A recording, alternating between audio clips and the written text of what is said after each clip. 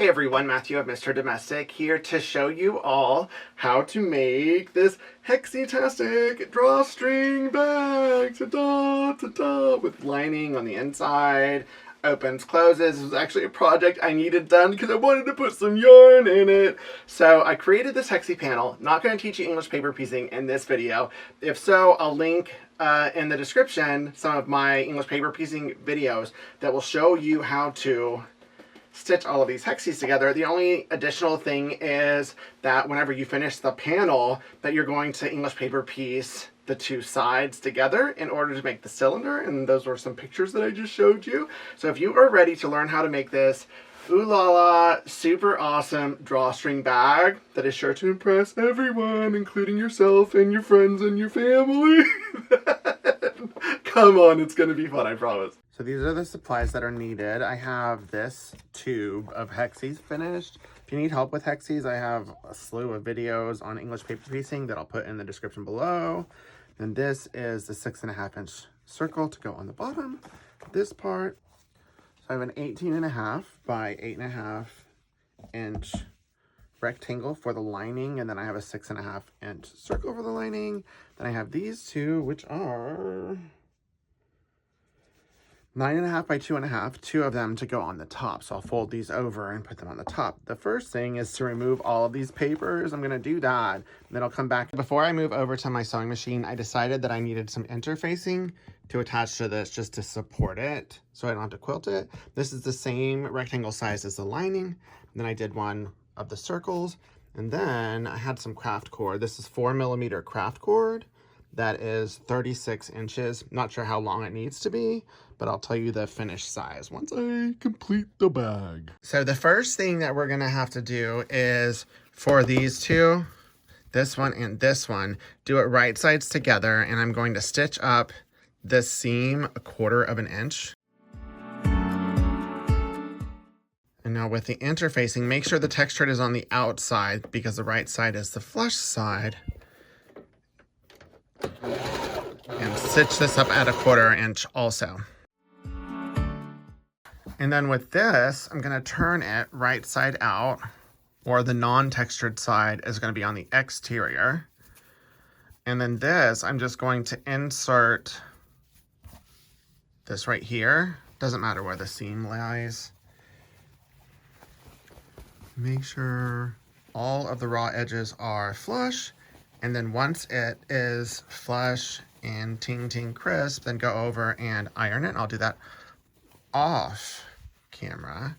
And this one is good to go. La la la la. And I have already, ta-da, ta-da. This one is the exterior bottom. So I put the circle interfacing on there. So for this, see, this is what it looks like now that it's all fused. And I'm going to take this, find the bottom, which is here. This is the bottom. And I'm gonna mark right here. And then I'm gonna match up these two. I'm just segmenting this into quarters. Right there. And those are gonna be where I clip it to the circle. And I'm gonna do the same thing here. Just fold this in half, finger press it. Don't even have to mark it, and then I'll match this right here. See, like that. Finger press it. And then pa, pa, pa, pa, pa. And take the clips right here. Match up right here. And then just clip on all 4 spots that match up. And if it's a pattern that you can trust the math, that's all you really need to do. And I'll show you some tricks whenever I'm sewing this circle to make it easier for you. Like so. Boom, boom. Now I am ready to sew. Before I get going, I just wanted to show you something I'm doing on the bottom just to release the fabric. I'm cutting like every inch or so. I'm scoring it less than 1/4 inch, so it's within the seam allowance, but this will make it easier to stitch around the circle. So I'm gonna go ahead and do that, and then I'll begin sewing. Okay, now I am ready to get started, and this is going to use a 1/4 inch seam allowance. That's a seam allowance on all seams in this project. So I'm going to go ahead and use my 1/4 inch foot right here. I might have to go ahead and sew it one more time after this, but this will keep me from going over. So when I sew curves, I put the static or piece of fabric that won't move, which is a circle. And then this, the outside, is what I need to stretch. So what I do is I will use tweezers in between just to pull this edge and line up the raw edge as I go. And that ensures a ting crisp edge. Just so you can see it. See how that right there, see if I can get it better, is starting to split. That's what the scoring does, is it allows it to curve.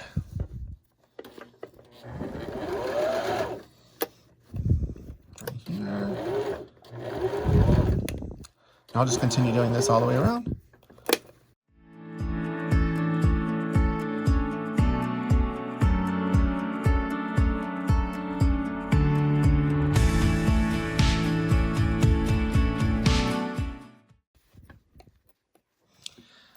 And right here, this is an easy way to tell if you are, in fact, doing it correctly, is that once you get to the next clip, if it's flush right here, then you are good. If for some reason it bunches a little bit, then just try to hide it. It's not that big of a deal to me whenever I'm making a project. And no one's gonna be looking at the bottom anyway, so just scrunch it up. Scrunch it up. And since this is a major seam, I'm going to go ahead and go around one more time.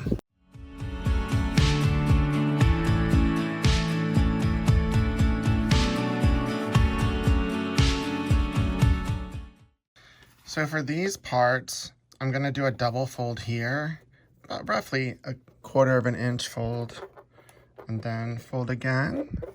And if you want to press, go ahead. It's just, I don't feel like walking the 3 feet to go iron. So I'm just gonna do this. Still using my 1/4 inch foot because once again, I don't feel like changing my foot. And then I'll just sew this. Like so. Now I'll do it to the other one.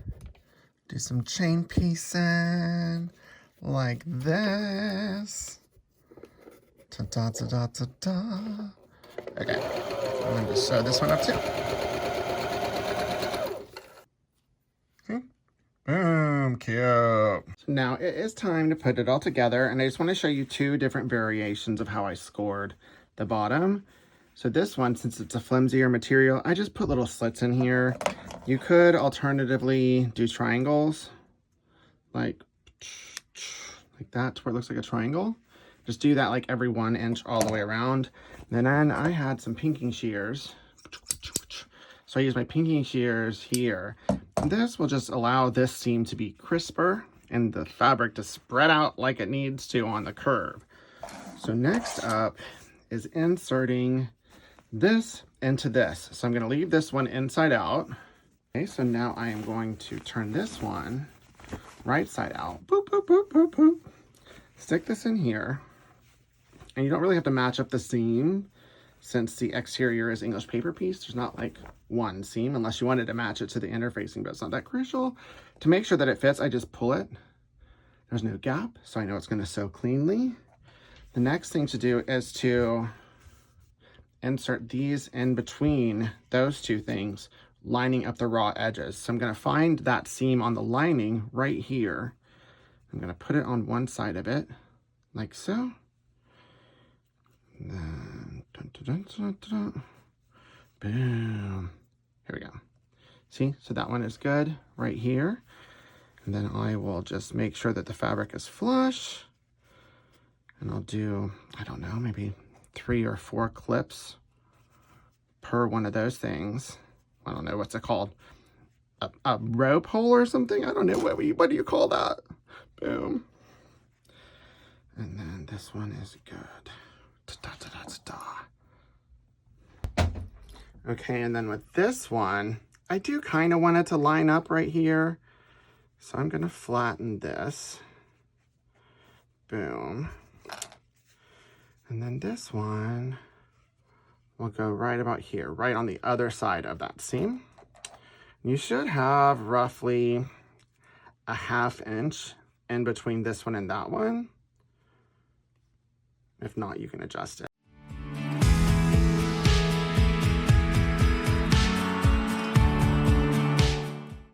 There we go.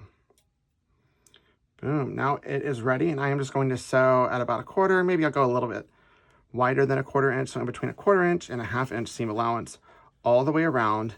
And I am going to leave like a 1-2 inch gap here. So I'm going to start like about halfway, 3/4 of the way. So I removed whatever that thing is so that I can go in the round. And then just stick it in here. Once again, I'm still going to keep that 1/4 inch foot on. I know I'm not the only one that doesn't try to not have to change your feet.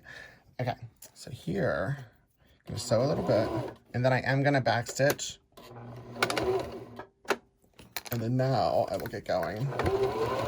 And that backstitching will secure the seam whenever I turn it right side out so it doesn't get feathered. So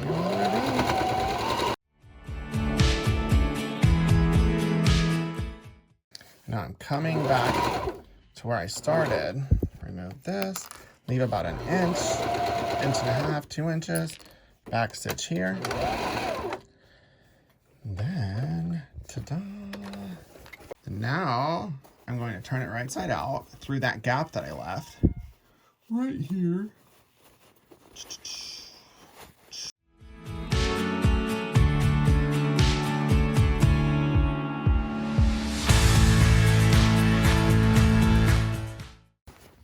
Boom! Boom! And now we've got like a little hot dog thing. And now stick the lining inside. Yeah, and we almost have a finished bag. So all we have left to do is to edge stitch along that seam and also to fill in that hole. I'm gonna go press it and then I'll come back over to my sewing machine. So I press it and it's ting crisp, and now right here, we start at the seam. I always like to start my thread at a seam. Am I the only one that likes to do that? Let me do it right here. Okay, and then just go all the way around. I'm going to edge stitch.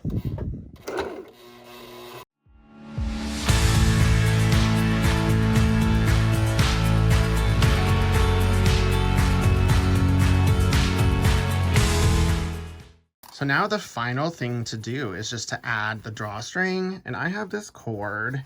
If you don't have any cord, like, don't sweat it. Like, you can use like bias tape, or if you wanted to slice up a t-shirt, you could do that. I would suggest like a 2 inch and then stretch it. But I'm going to thread this with my wefty. See? So I put it in here, and it is going to go through both. So it's going to come out, go in this one, and come out this one. I'll show you all the way. So pull it through one of them, ta-da, and now it's going to go through the other one. Ta-da. Like so. Boom, and like make them even. Boom, ta-da, ta-da, ta-da, ta-da, ta-da. See? Like that. And now the other one is going to enter and exit out of this one. Once again, thread it with my wefty. If you don't have a wefty or an elastic threader, you can totally use like a safety pin, but I would go like 1.5 inches down. Otherwise, it might fray and not make it all the way through.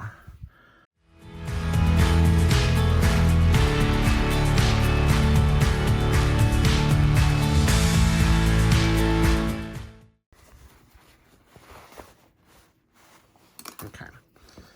Then ta-da. And now on the ends, like, I'm just going to tie it in a knot. I don't know what this name of the knot is called. If you know, put it in the comments. Like that. That's what I do. And then just tie it tight. And I like how it looks all frayed and cute like that. I'm going to do the same thing here. Good. Cut off the stragglies. And now you have got yourself a finished English paper piece, hexi-tastic. Look, 1, 2, 3. So I love this as just how it is, or if you wanted to use this as a base and like add some pockets, throw it in there, you can use this as the design for any scale, any size, any utility of drawstring bag. Easy peasy puddin' pie. So if you enjoyed this video, then make sure to thumbs up, subscribe to my channel because it's a lot of fun, and don't forget to keep it positive. Mr. Domestic out.